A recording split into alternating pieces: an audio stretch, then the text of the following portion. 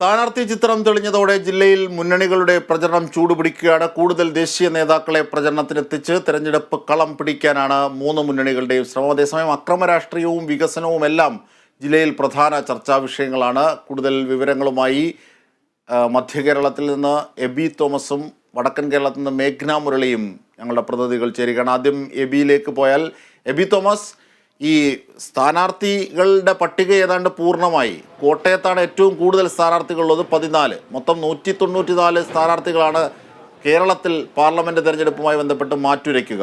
പക്ഷേ വിഷയങ്ങൾ കൂടുതൽ ഷാർപ്പായി, പ്രചരണങ്ങൾ വലിയ അർത്ഥത്തിൽ സജീവമാകുന്ന ഒരു നിമിഷങ്ങളാണ് ഇനി. ഏതാണ്ട് ഒരു 16 ദിനം എന്ന് പറയുന്നത്, അല്ലെങ്കിൽ 15 ദിവസം എന്ന് പറയുന്നത്. തീർച്ചയായിട്ടും അജയ് ഷാദ്, ഈ ഇലക്ഷൻ്റെയൊക്കെ ഒരു ക്രൂഷ്യൽ ടൈമിലേക്ക് നമുക്ക് തന്നെ വരാം. പക്ഷേ അതിനു മുമ്പായി ഇതിന്റെ തെരഞ്ഞെടുപ്പുമായി ബന്ധപ്പെട്ട ചില നടപടിക്രമങ്ങൾ, വളരെ പ്രധാനപ്പെട്ട നടപടിക്രമങ്ങൾ നടക്കുന്ന ഒരു സമയം കൂടിയാണ്. ഇതിന്റെ തെരഞ്ഞെടുപ്പിന്റെ സാമഗ്രികളൊക്കെ തന്നെ ഓരോ മണ്ഡലങ്ങളിലേക്കും അല്ലെങ്കിൽ ഓരോ നിയമസഭാ മണ്ഡലങ്ങളിലേക്കും കൊണ്ടുപോകുന്ന കാഴ്ചയാണ് നമ്മളിപ്പോൾ കാണുന്നത്. അത് ഇപ്പോൾ നമ്മളുള്ളത് കളമശ്ശേരിയിലാണ്, കളക്ട്രേറ്റിലാണ് ഉള്ളത്. അപ്പോൾ അവിടെ കാക്കനാടാണുള്ളത്, കളക്ട്രേറ്റിൽ വളപ്പിൽ തന്നെയാണുള്ളത്. അപ്പോൾ അവിടെ നിന്ന് ഇങ്ങനെ ഈ വോട്ടിംഗ് യന്ത്രങ്ങളൊക്കെ തന്നെയും വിവിധങ്ങളായിട്ടുള്ള ഓരോ 14, ഇപ്പോൾ എറണാകുളം ജില്ലയെ സംബന്ധിച്ച് 14 നിയമസഭാ മണ്ഡലങ്ങളുണ്ട്. അപ്പോൾ അവിടെയൊക്കെ എല്ലാം തന്നെ ഉള്ള ഈ സാമഗ്രികൾ കയറ്റി അയക്കുന്നതിന്റെ കാഴ്ചകളാണ് നമ്മൾ കാണുന്നത്. അത് വളരെ പ്രധാനപ്പെട്ട ഒരു ഭാഗം കൂടിയാണ്. ഒപ്പം ഇനിയിപ്പോൾ അജിംഷാദ് പറഞ്ഞ കാര്യങ്ങളിലേക്ക് വന്നു കഴിഞ്ഞാൽ, കഴിഞ്ഞ ദിവസം, അതായത് ഇന്നലെയോടുകൂടി തന്നെ ഏതാണ്ട് തെരഞ്ഞെടുപ്പിന്റെ ചിത്രം ഏതാണ്ട് നമുക്ക് വ്യക്തമായി കഴിഞ്ഞിരിക്കുന്നു. അത് എത്രയെത്ര സ്ഥാനാർത്ഥികളുണ്ട് എന്നുള്ള കണക്ക് കൃത്യമായ രീതിയിൽ പോരാട്ട രംഗത്ത് ആരൊക്കെയാണ് എന്നുള്ള കാര്യത്തിൽ വ്യക്തത വന്നിരിക്കുകയാണ്. അതിനകത്ത് പ്രധാനമായും ചൂണ്ടിക്കാണിക്കുന്നത് ഇപ്പോൾ എറണാകുളം ജില്ലയിൽ ആരും തന്നെ പത്രിക പിൻവലിച്ചില്ല എന്നുള്ളതാണ്. അതായത് എറണാകുളം പാർലമെന്റ് മണ്ഡലത്തിൽ 10-ൽ 10 മത്സരത്തിന് എന്നുള്ളതാണ് ഏറ്റവും പ്രധാനപ്പെട്ട ഒരു കാര്യം.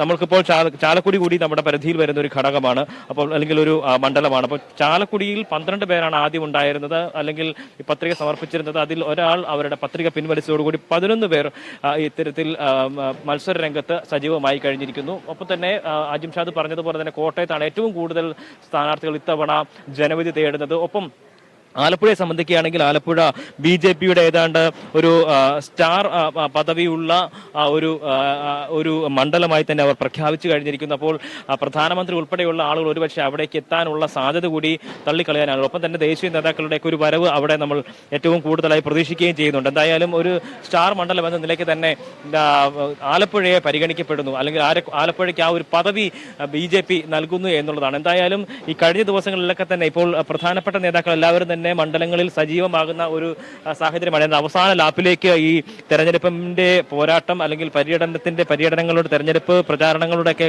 ഒരു അവസാന ലാപ്പിലേക്കൊക്കെ കാര്യങ്ങൾ എത്തുമ്പോൾ വീറും വാശിയും കൂടുതൽ കൂടുന്ന ഒരു കാഴ്ച നമുക്ക് കാണാൻ കഴിയുന്നുണ്ട്. എന്തായാലും വിഷയങ്ങൾ നിരവധിയുണ്ട് എന്നുള്ളതാണ്. പരസ്പരം വിമർശിക്കാനും വിമർശനങ്ങളെ പ്രതിരോധിക്കാനും ഒക്കെയുള്ള രീതിയിലുള്ള വാദപ്രതിവാദങ്ങളെല്ലാം തന്നെ സജീവമായി കഴിഞ്ഞിരിക്കുന്നു ഈ തെരഞ്ഞെടുപ്പ് ഗോതയിൽ എന്ന് തന്നെ നമുക്ക് പറയാൻ കഴിയും. കഴിഞ്ഞ ദിവസം MV ഗോവിന്ദൻ, CPMന്റെ സംസ്ഥാന സെക്രട്ടറി, അദ്ദേഹം ഇവിടെ ഉണ്ടായിരുന്നു. വലിയ രീതിയിൽ നിരവധിയായിട്ടുള്ള പൊതുസമ്മേളനങ്ങളിൽ അദ്ദേഹം പങ്കെടുക്കുകയും നിരവധിയായിട്ടുള്ള രാഷ്ട്രീയ പ്രശ്നങ്ങൾ ചൂണ്ടിക്കാണിക്കുകയും CPMനെ പ്രതിരോധത്തിലാക്കുന്ന നിരവധിയായിട്ടുള്ള വിഷയങ്ങളുണ്ട്, അതിലൊക്കെ തന്നെ മറുപടി നൽകുകയും ചെയ്യുന്ന സാഹചര്യമുണ്ട്. അതിനുശേഷം അദ്ദേഹത്തിന്റെ വാർത്താ സമ്മേളനം ഉൾപ്പെടെ നമ്മൾ റിപ്പോർട്ട് ചെയ്യുകയും ചെയ്തിരുന്നു. അതിന് സമാനമായ രീതിയിലുള്ള പരിപാടികൾ തന്നെയാണ് ഇവിടെ ഇപ്പോൾ ബാക്കിയുള്ള നേതാക്കൾ, അല്ലെങ്കിൽ ബാക്കിയുള്ള മുന്നണികളുടെ ഭാഗത്തു നിന്നും ഉണ്ടായിക്കൊണ്ടിരിക്കുന്നത്. കഴിഞ്ഞ ദിവസം DK ശിവകുമാർ ഉൾപ്പെടെയുള്ള ആളുകൾ കോൺഗ്രസിന് വേണ്ടി ജനവിധി തേടി റോഡ് ഷോയിൽ ഉൾപ്പെടെ പങ്കെടുക്കുന്ന കാഴ്ച തൃശ്ശൂരിൽ നിന്ന് ഉൾപ്പെടെ നമ്മൾ കണ്ടിരുന്നു.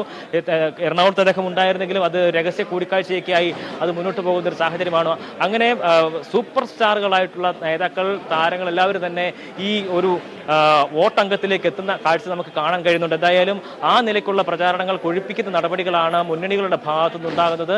എന്തായാലും ഇത്തവണ ഈ കേരളത്തിൽ നിന്നും 2 സീറ്റെങ്കിലും, അല്ലെങ്കിൽ 2 അക്കം എന്ന് പറയുന്നുണ്ടെങ്കിൽ പോലും 2 സീറ്റെങ്കിലും നേടുക എന്നുള്ളതാണ് BJPയും ഒപ്പം തന്നെ NDAയും ലക്ഷ്യം വയ്ക്കുന്ന പ്രധാനപ്പെട്ട കാര്യങ്ങൾ. അതിൽ അവർ പ്രധാനമായും ആദ്യം മുതൽ തന്നെ ചൂണ്ടിക്കാണിച്ചിരുന്നത് ഒന്ന് ആലപ്പുഴ മണ്ഡലമാണ്, മറ്റൊന്ന് തിരുവനന്തപുരം മണ്ഡലമാണ്. ഇപ്പോൾ ഒന്നുകൂടി ആ ഒരു ഗണത്തിലേക്ക് അവർ കൂട്ടിച്ചേർക്കുന്നത് ആലപ്പുഴയാണ് എന്നുള്ളതാണ്. അപ്പോൾ തൃശ്ശൂർ, ആലപ്പുഴ, തിരുവനന്തപുരം എന്നീ മണ്ഡലങ്ങളിൽ വലിയ രീതിയിലുള്ള പ്രചാരണ പരിപാടികളുമായി BJP മുന്നോട്ട് പോകുന്നു.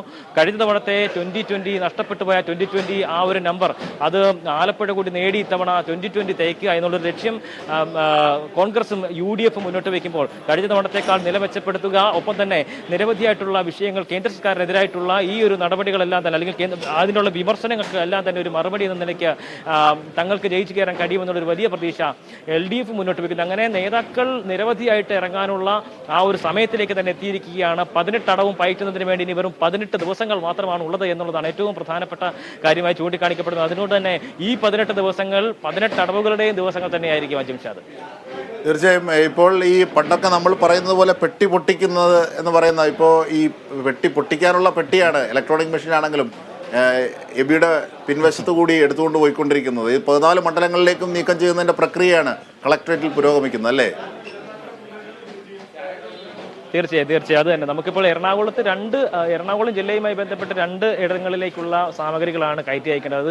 അതിലുള്ള ആദ്യത്തെ ഒരു വാഹനം ഇവിടെ നിന്ന് പോയിട്ടുണ്ട്. അത് ഓരോ നിയമസഭാ മണ്ഡലങ്ങളിലേക്കുമാണ്. അതുകൊണ്ട് തന്നെ 14 നിയമസഭാ മണ്ഡലങ്ങൾ, 14 7 14 ആ നിലയ്ക്ക് 14 നിയമസഭാ മണ്ഡലങ്ങളിലേക്കുള്ള സാധനങ്ങളാണ് ഇവിടെ നിന്ന് കയറ്റി അയച്ചുകൊണ്ടിരിക്കുന്നത്. അതിനുള്ള ഇന്നത്തെ ഒരു നടപടിക്രമങ്ങൾ പൂർത്തിയാക്കി നാളെ ഉണ്ടാവില്ല, മറ്റന്നാളാണ് അടുത്ത നിലയ്ക്കുള്ള നടപടിക്രമങ്ങളുമായി മുന്നോട്ട് പോവുക. അപ്പോൾ ആ നിലയ്ക്കുള്ള നടപടിക്രമങ്ങൾ എല്ലാം തന്നെ ഏറ്റവും കൃത്യതയോടും അതിന്റെ കൃത്യനിഷ്ഠ പാലിച്ചുകൊണ്ടും അല്ലെങ്കിൽ അതിന് ഏറ്റവും വളരെ കരുതലോടും കൂടി ഏറ്റവും ഗൗരവത്തോടു കൂടി കണക്കാക്കി തന്നെയുള്ള നടപടികളാണ് ഇതുമായി ബന്ധപ്പെട്ട് പുരോഗമിച്ചുകൊണ്ടിരിക്കുന്നത്.